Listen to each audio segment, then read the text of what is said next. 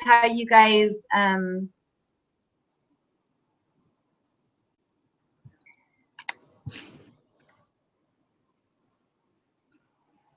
okay, I hope that it's recording. It says live. Do you think it's record? Usually it says something like start recording, so. I think it is. It just showed up live on mine. Okay. Well, cross our fingers. Welcome. Hello. Hello. It's funny, it says it connected, but it didn't connect, so I don't know what's going on. Oh, so cute. Thank you. This is my youngest. So fun. Yeah. That's awesome. I'm so sorry that I missed last week. Oh, yeah. I know. I'm glad everybody could come this time. Hopefully. Yeah. We'll get here. So. We just barely started the broadcast, so we've just been chatting. Okay, well, should we start with whatever we're doing? I know. So really, we could just talk about the reading, or I'm curious what ones you read. I read the parenting one, so but maybe everybody could tell a little bit about what they read. Yeah. So I did the I don't remember what it was called, but it was like the self-improvement, more of the individual one, because it was perfect. It goes right along with our workshop. Yeah. Really great advice. Is there anything that you like that jumped out at you that you liked? Man, like all of it, for reals. It was really good. Really? Oh. One of the things that I loved, I highlighted a few quotes that really stood out. One of them was, let's see, I do not believe that you should devote overly much effort to correcting your weaknesses. Rather, I believe that the highest success in living and the deepest emotional satisfaction comes from building and using your signature strength. And I love that because I think so often we just focus on the negative and try to like strengthen our weaknesses, which we should always do. But as we focus on our strengths, I think naturally. So there was just lots of great insight that I think really pertains to us as like family life educators too, and how we can like improve in what we're doing. So, yeah. Can you read that quote again? Yeah. I do not believe that you should devote overly much effort to correcting your weaknesses. Rather, I believe that the highest success in living and the deepest emotional satisfaction comes from building and using your signature strengths. Yeah. I like that. For real, I think I could have just like highlighted the whole chapter because it like there was so much good stuff in there. Cool. That reminds me of that thing we read a couple weeks ago. There was something about if you get rid of your strengths, or if you destroy your weaknesses, it affects your strengths. Do you remember reading that? Oh, I can't remember. I could probably find it. I'll try to find it while someone else. Was that in the textbook or one of the other? I think it was. I think it was in one of the things that we're teaching, like when we're teaching people, like I'm sure I have it somewhere, but I think even, you know, in us developing our workshops and whatever, we focus on what we need to improve on and what we're not yet prepared for and what we're not good enough for or whatever. But as we focus on our capabilities and the knowledge that we do already have, like I think it's really empowering to think that way.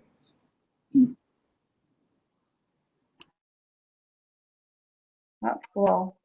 Oh, here it is. Okay, it's on page 98. It says, we may not be able to surgically remove our weaknesses without damaging our strengths.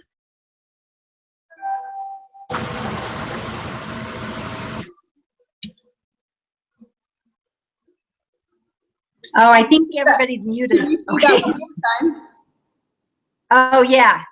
It says, oh, let's see.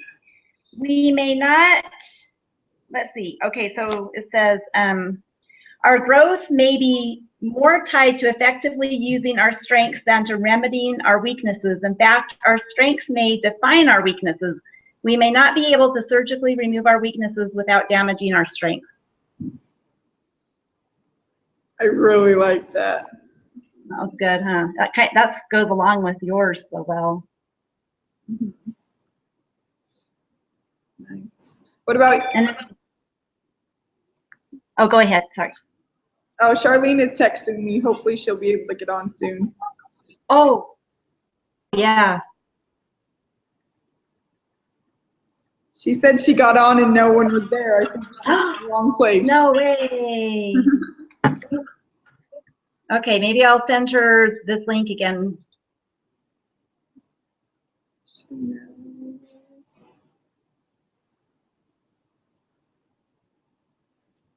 Oh, shoot. Send her this. So what chapters did you guys read? Lindsay and Ashley? I read the chapter 9, marriage and relationship education. And oh, good. I don't know if anybody else read that, but what's cool and what was so comforting to me was when I read it, marriage and relationship education focuses on 3 different aspects. Let me pull up my notes here. On 3 different aspects. And the first one is some education is focused on what leads to marital breakdown. So John Gottman, who's famous for that, he has researched different communication skills and conflict resolution skills and all of that stuff to prevent marital breakdown. And so the second one is about what principles can adults apply to establish healthy marriages, like love and friendship, fair, equal partnership, how to nurture admiration or foster respect for one another. That's a second approach. And the third approach is they're called transformative principles or processes. And that focuses on some of the deeper attributes that really transform a relationship, such as commitment, sacrifice, forgiveness, all of that. And when I was reading this stuff, I was like, oh my gosh, thank goodness my workshop covers almost all of those. And so my 5 principles are commitment, love and friendship. Oh, now I'm going to forget all of them now that I'm talking about them, but love and friendship, continuing courtship. And so it was as I was reading this chapter, I was like, whew, I'm doing good research. That's good. Yeah, and it's so cool because everything that this education program, these education programs talk about, they're so gospel related anyway. So I love that. Yeah. Yeah.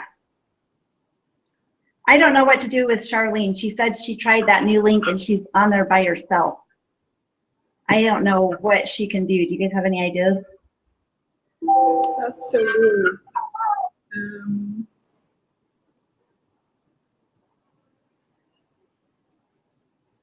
I get the link not working, but that's super weird that she was able to get onto a chat. But no Yeah. one's there. Is there any way, do you guys have her phone number? Yeah, we could call in. Maybe call her and get her, she could at least, I don't know. Yeah, let's see if that'll work. Oh. I don't know what happened. Oh. It booted me out. Hey, do you want to just try to join in on the phone call? Okay. That is so weird. We can't figure it out. Okay, she's on speaker, so. Hi, Charlene. Hello. Sorry about that. I don't know. Okay. I click the link and it gets me on, and I'm just sitting there looking at myself. So I have no idea why it's not connecting. It did last time, so. Weird. So what class is this for? This is for Family 445. Okay. I wondered if that's what, because anyways. I actually dropped this class. Oh. So I'm sorry. I thought that she told you guys that. I was like, I do not know what anybody's talking about right now. And I have another group meeting that was supposed to be at about this time. And so I was like, what's going on? I didn't do any of these readings. I'm so sorry. Yeah, I had to drop it because anyways, we just moved and everything's crazy. So well, thanks for being social with us. Sorry. Thanks for letting me take part. I'm excited to do this class later. But anyways. All right. Thanks, you guys. Have a good night. My arms are too small. That's super funny.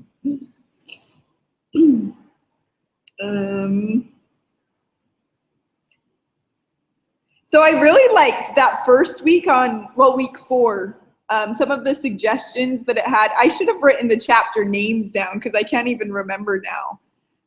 But I loved how it mentioned, you know, I think oftentimes, like I've been in classes before where the teacher is super knowledgeable. They have like, you know, PhDs or whatever it may be, and they just lecture and lecture and lecture, and it's really ineffective, even though they, you know, have a wealth of knowledge. But then there's other classes where they really plan how to teach rather than what to teach.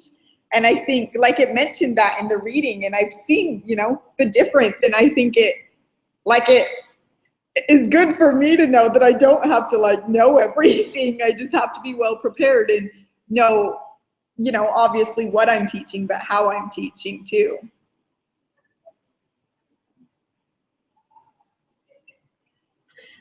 I know when they're, you know, some of the teachers and they approach it like super knowledgeable, sometimes they come off arrogant, I think, because I'm like, oh, I'm not at their level. And so I just kind of stopped paying attention. But I'm really engaged when teachers, and they actually said it in one chapter where the formula for like effective, like engaging your audience is humility, compassion, and positivity. And I know like if teachers are like super humble and they're like, okay, here's my experience, but I respect, you know, I acknowledge that you have other experiences, like please tell me. Like I'm like, oh, okay, like I'm more engaged, especially when they're like compassionate in my like answer and I didn't offer like a dumb one. And they're positive about it. Like they're positive throughout the entire class, where some teachers like blah, blah, blah. I'm so knowledgeable, blah, blah, blah, lecture, lecture, lecture. I'm like, oh, when is the time? Like, when are we done? But yeah, so I really like that formula that they mentioned in one chapter. I can't remember what chapter it was. Yeah, and I think going along with that, I love teachers that like, you know, you ask them a question, but then they ask you a question in return to like help you just come to your own conclusion, rather than, you know, being above you and telling you what to do, but like helping you like feel, I keep saying empowered, I guess it's a good word, but feel empowered and capable of like coming up with solutions on your own to the questions that you have. Yeah, I agree. I like those teachers. They make you really think about what you're learning.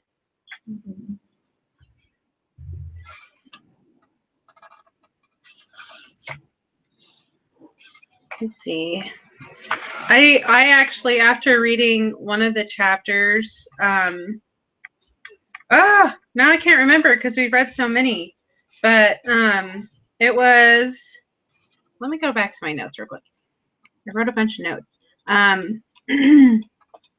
But it was like teaching skills and like how to like engage like participation among the students.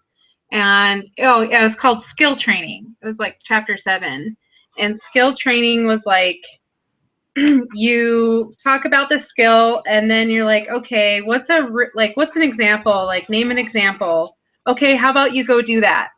How about you go throughout the week and I'm going to challenge you to implement that skill. And then next class, we're going to talk about it and see how it goes. And, I've had Sunday school teachers do that. When I've actually done their challenge, I'm like, oh, okay. So that's what, I don't know, faith is or whatever. So I was like, you know what? I think for my workshop, I'm going to offer a weekly challenge. Hello. So.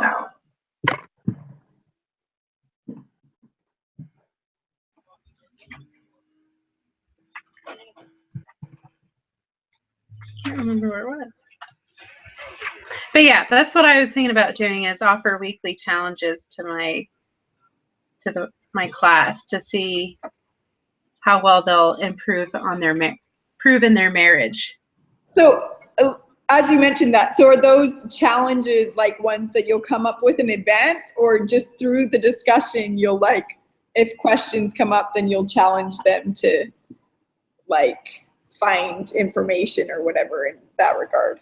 Does that make sense? Yeah. So so how my workshop is going to work is that I have my ward is super involved, which is really nice. So I'm doing FHE. I'm doing a workshop for FHE nights. And so this week or next week, we're going to be going over the principal commitment. And so I'll talk about what commitment is. And so I think towards the end, I'll be like, okay, so what's an example what's a real life example of how you can apply, the principle of commitment in your relationship? And hopefully they'll offer suggestions or ideas or examples. I'll be like, great, how about you go home this week and you try that?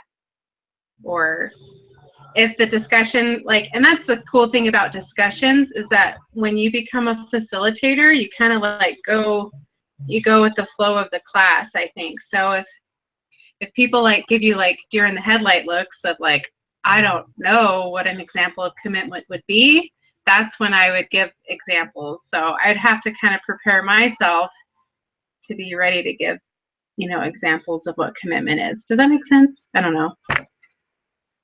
I'm so nervous. Oh, I love that. I think that's awesome.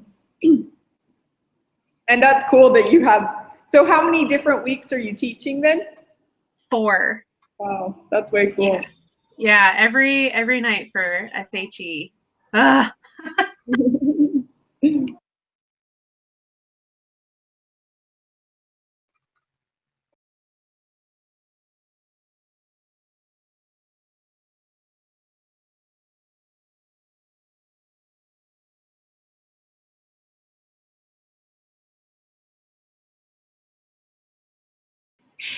Okay, I feel like I keep talking, but I guess I'll just. No, you're fine.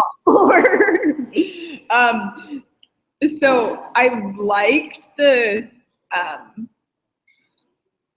think it was the book for CES teachers or whatever a few weeks ago, or the pamphlet, whatever it was.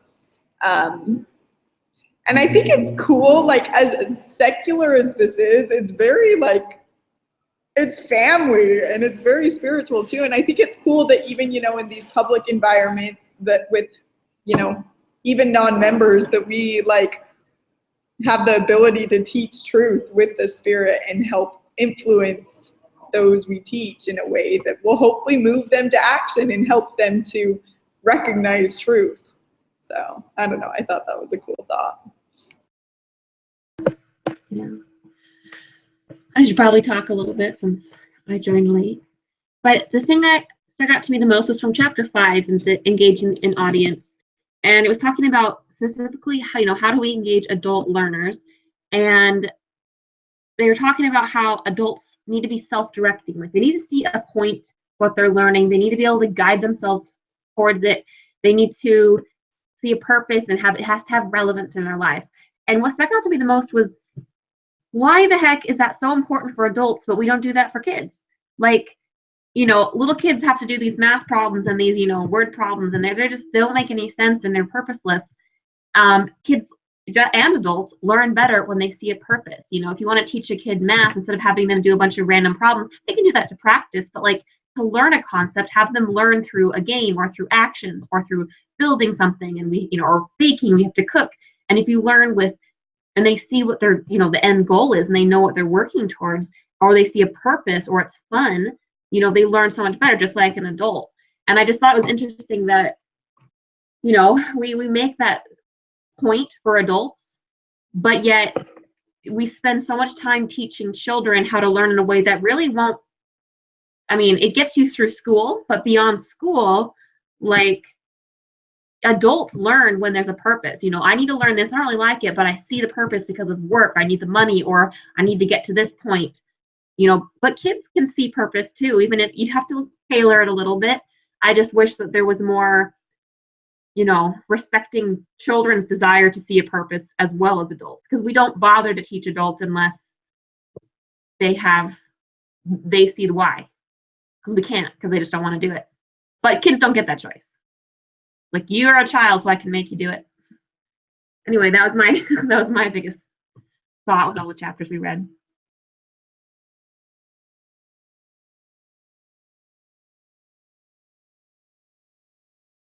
Okay, I just barely discovered this group chat on the side. Nice that I could discover that, you know, week 2, and once it's nearly over. I didn't even know there was one. Yeah, I just saw that message pop up. Ah. I'm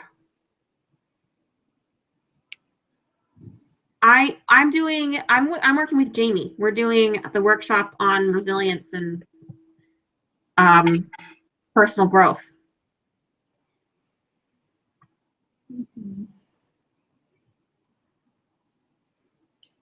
Wait, Chanel, can you hear us, or is your microphone not working?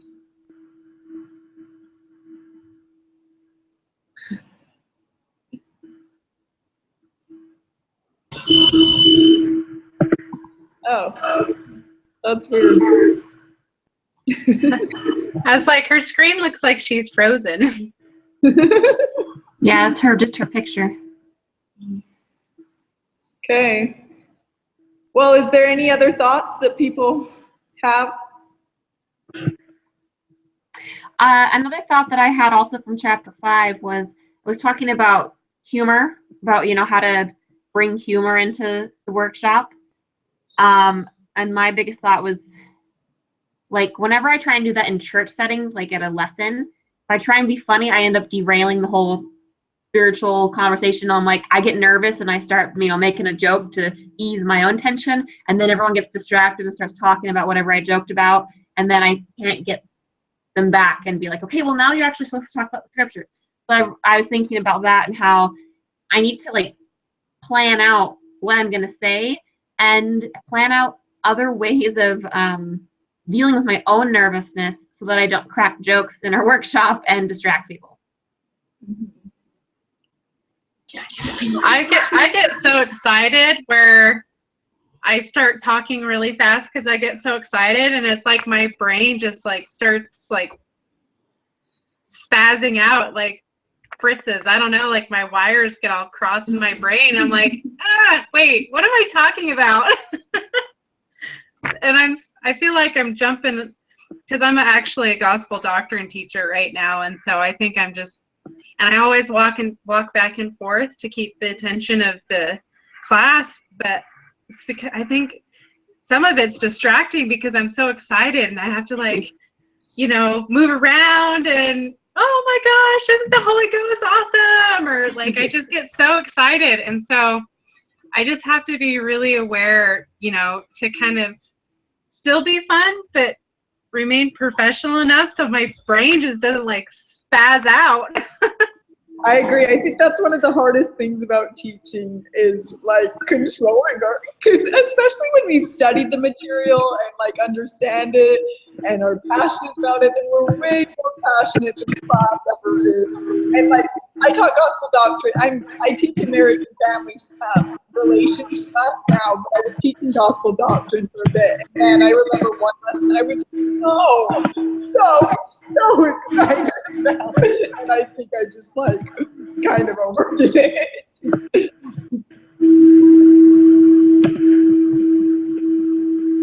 I'm glad I'm not the only one.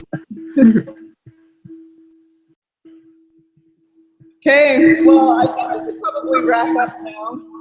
So that was good chat. Good insight. Yes, definitely. Okay. Well, let's plan to meet again in a few weeks then. Sounds good. Thanks for meeting. Yep, have a good Yeah, week. thank you. See ya. Bye. Bye.